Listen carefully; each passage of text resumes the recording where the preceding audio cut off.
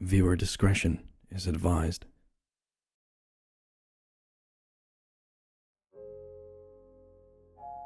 My wife dropped our baby. August 1st, 2001. I remember that day.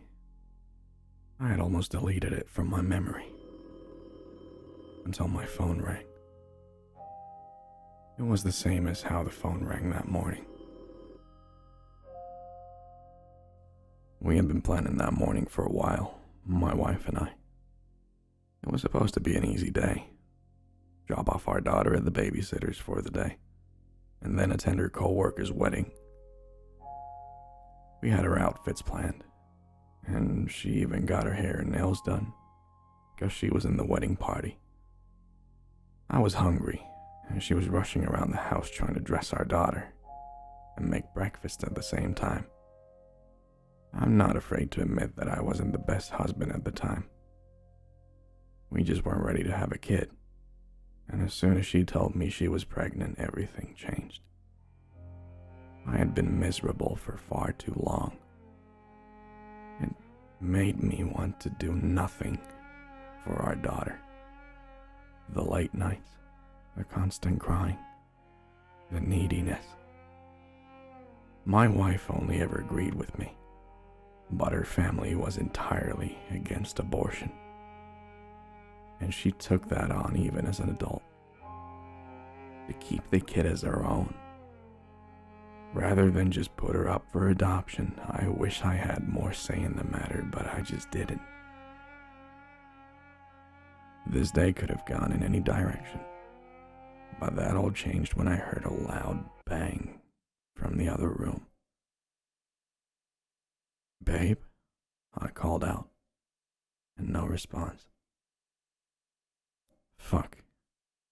It had almost troubled me having to get up to see what had happened. The image I saw when I opened that door had changed things forever. It sent shivers down my spine and left me in shock for years after that. Holy shit, what happened?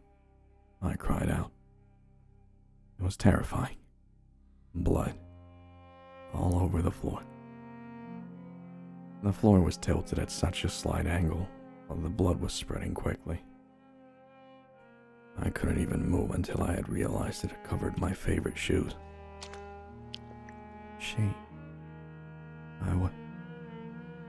My wife was speechless, desperately trying to wipe up the blood with a small blanket.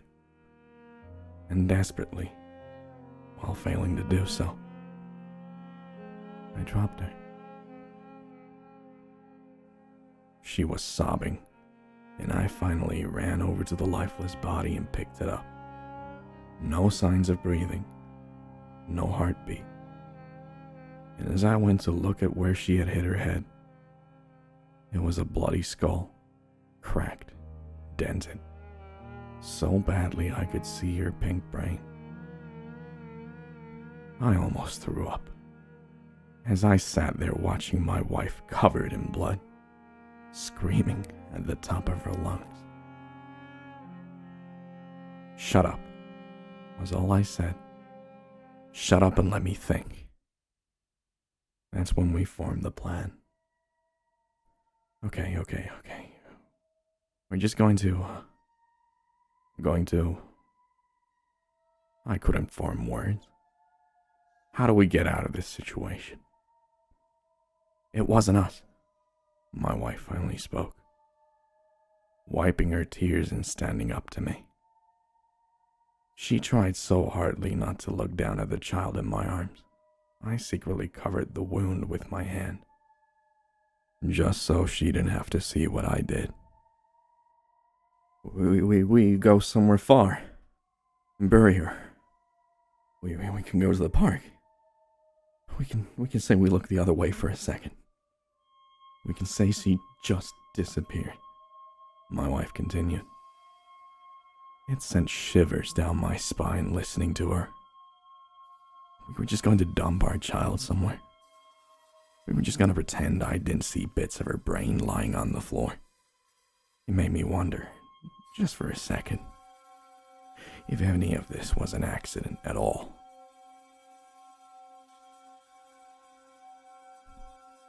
But before I knew it, we were driving. I didn't know where I was going, I just kept driving. My wife had bleached our whole house, with a story that I'm guessing she could tell the police that she used bleach as a cleaner.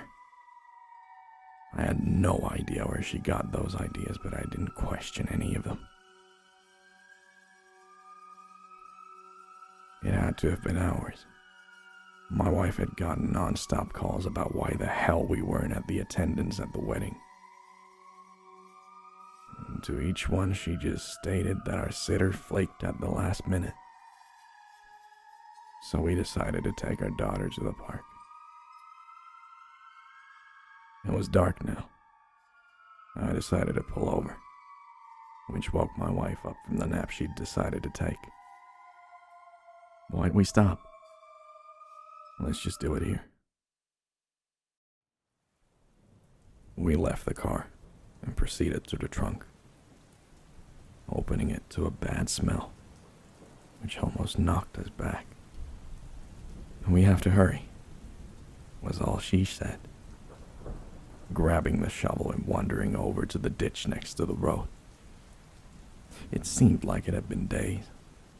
I was just trying to get the images out of my head. I was trying to move on. But we only had just begun digging. There was a storm.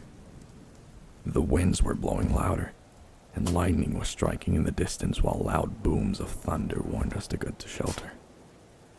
I was praying my wife didn't notice that I was crying.